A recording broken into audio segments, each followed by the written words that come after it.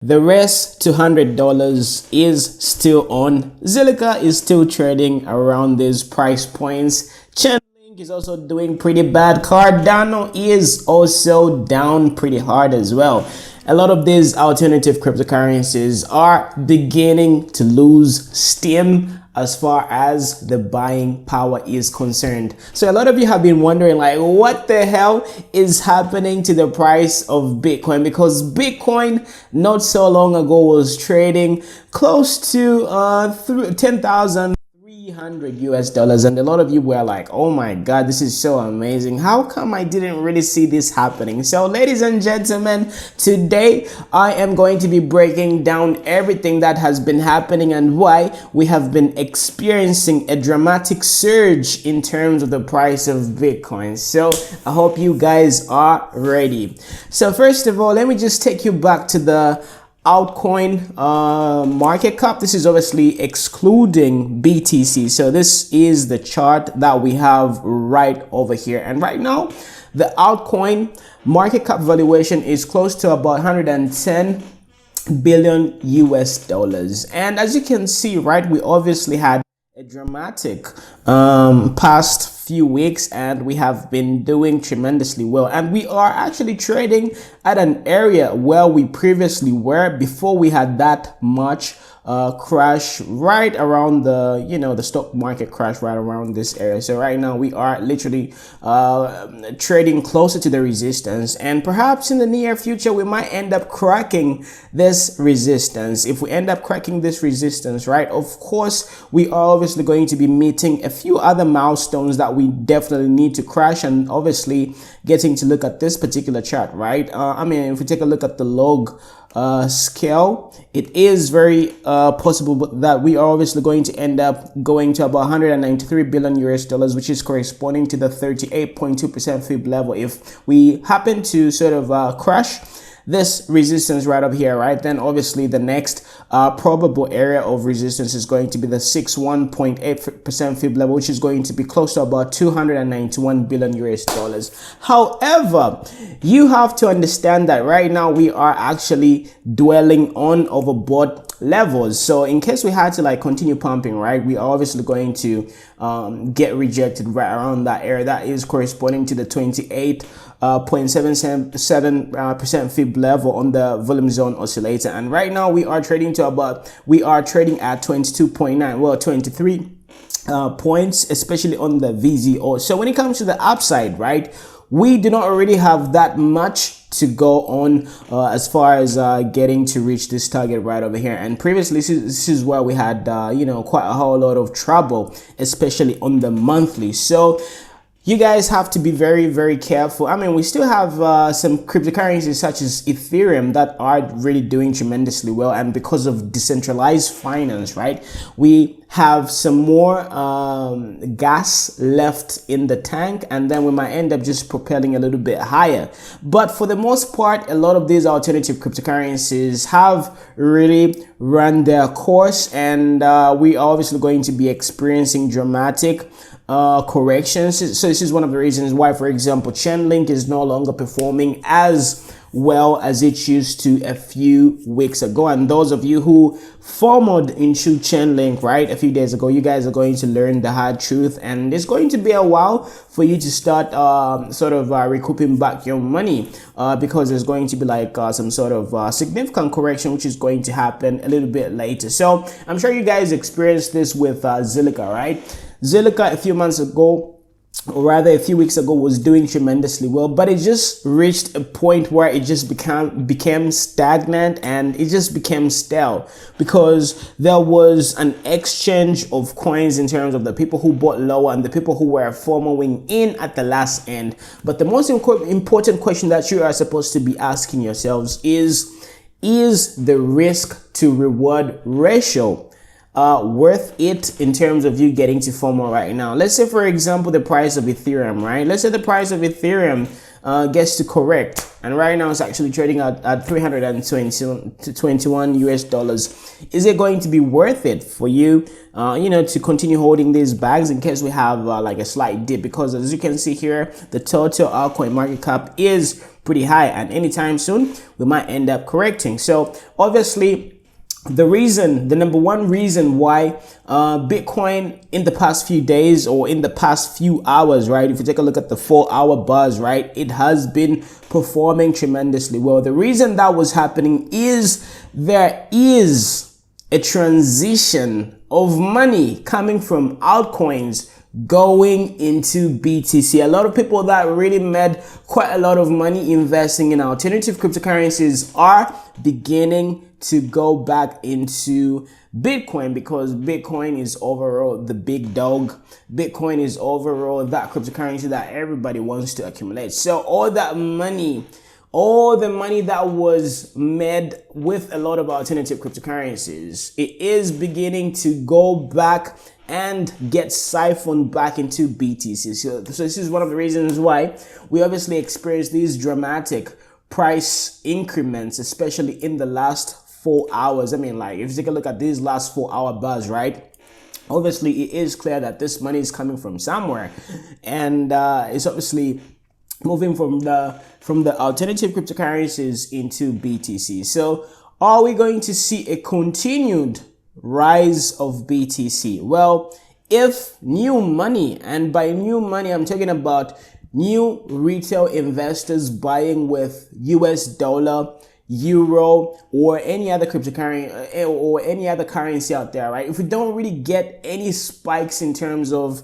new retail investors, and there isn't any new influx of new cryptocurrency investors, then obviously we're going to see a drastic drop to the bottom, because there isn't much more new money coming in. The money that is currently flowing back into BTC is the profits that were made from the alternative cryptocurrency. So basically what I'm trying to say is, if we do not really get new people paying with their debit cards or credit cards and then using Coinbase or any other cryptocurrency platform that really allows credit card usage, then obviously we're not really going to see this dramatic increment in terms of the price of BTC and a whole lot of other cryptocurrencies. So this is one of the reasons why I am just saying that, hey guys, this was a very impressive move, and I'm sure a lot of you out there that were trading this really got to benefit. And remember what I told you in my previous videos, right?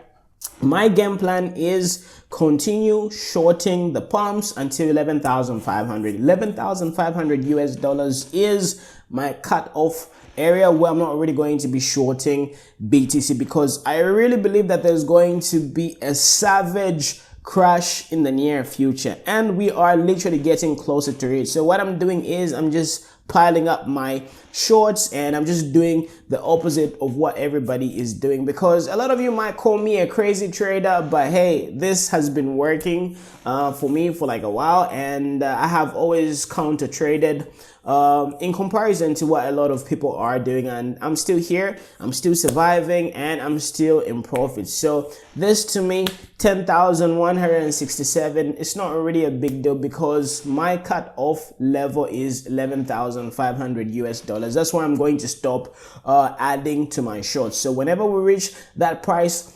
threshold, that's it. I'm just going to close my shorts, and then I'm obviously going to break even, and I'm basically not going to be able to lose any money from those particular price points as well. So that's just what I wanted to put out there. So I am very happy that this happened right over here. This was a very good sort of pump. But if you take a look at the volume, right, the volume is not already as impressive as the volume that we experience here according to these buying candles. If you take a look at these buying candles in comparison to what we previously had, right, they are obviously not as impressive, but regardless, it is at least a little bit something, and it is very good. So we have a little bit of upside, and we have some more potential buying power to have, and we could potentially continue going up. We might even go up to about 11,500 US dollars or 10,800. Nobody really knows, but hey, we are coming to the end of that particular price pump. So you guys have to be very careful, and you always have to be extremely careful. And the other thing that I really wanted to remind you is obviously the Wall Street cheat sheet, because that is going to sort of put you back in the right course as far as knowing exactly where we are. And right now I am very convinced that we are experiencing the disbelief sort of stage of the market. Yeah, let me just do that. We are literally here, the suckers rally. So what we are experiencing right now is a very good suckers rally, because we experienced the depression. We've had the depression phase for the past 2 years, and right now the disbelief phase is starting to kick in, and a lot of people are beginning to FOMO. So as you can see here, right, the disbelief phase usually has a correction. It usually has a nasty correction as well, but not as dramatic as the previous dumps that we had. So obviously, looking at price points from around 7,000 US dollars as far as Bitcoin is concerned, all the way to about 8,000 US dollars, those are the price points that I am looking forward to. Best believe there is going to be a savage crash or a savage correction, and that is when I'm going to be longing the crap out of Bitcoin and a whole lot of alternative cryptocurrencies. So best believe this is a suckers rally, because as you can see, we are actually forming a little bit of higher highs in terms of the previous resistances, especially when you take a look at a whole lot of different altcoins. So if you take a look at Ethereum, let's take a look at Ethereum, and then you guys are going to definitely believe that indeed we are experiencing a suckers rally, which is in the disbelief sort of phase. So as we can see here, we are about to open up a little bit of Ethereum. So now let's get back to the Wall Street cheat sheet. Take a look at where the disbelief sort of price point sort of you know, comes to top out on. It usually goes above the previous resistances before getting into the depression phase. So if we take a look at Ethereum, we are obviously smashing up everything. We are smashing up everything, every little bit of you know, resistance that we faced in the past. You know, these areas right over here, there's that part right over there, and there's also that part right over there. So it is very evident that we are obviously going to end up crushing it, like by a significant portion, and we don't really know exactly where this move is going to end up exhausting at. However, I really believe that since there's going to be like a lot of hype in terms of the transitioning of if 1 to if 2.0, so there's obviously that hype which is going on. Oh, and by the way, if you take a look at Cardano, right, obviously Cardano is going to be having its hard fork on the 29th of July, right? So today is the 27th. Remember, buy the rumor, sell the news. Okay, so that is obviously going to cause dramatic dips in terms of Cardano. So I really urge you guys to take some profit, go into stable coins, and just wait it out.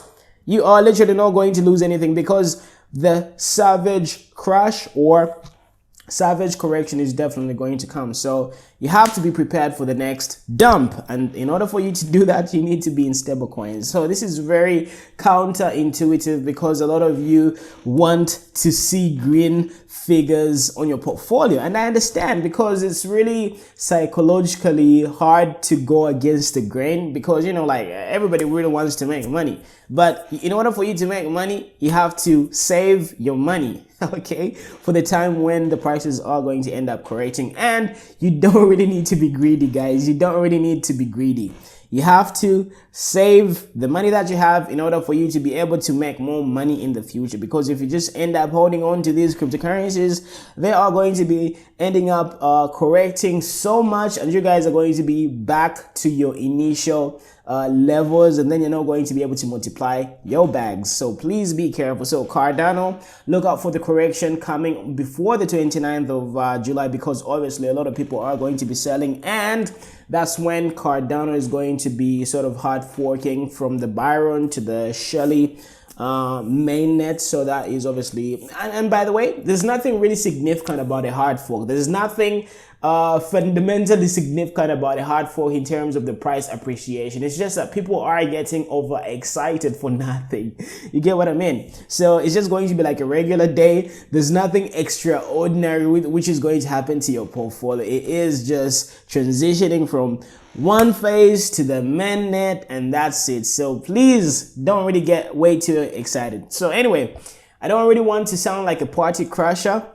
I don't really want to sound very negative, but hey, I have been through this a whole lot of times. So you need to really be a contrarian and just try to be objective. So it's been your boy, aka Muna, and I'm obviously going to be talking to you a little bit later in case you guys have got any other thoughts. If you really think that this is obviously going to be the ultimatum way for us to continue propelling till we get our Lambos, in case you guys really think that this time is different and we are just going to continue going up until the price of Ethereum is about 1,000 US dollars, until the price of Cardano is around $3, please let me know in the comment section below. I just want to know, do you really think we are going to have like a drastic or rather savage crash in terms of, you know, the markets? Please let me know. Take care, be good, and talk to you a little bit later. Bye.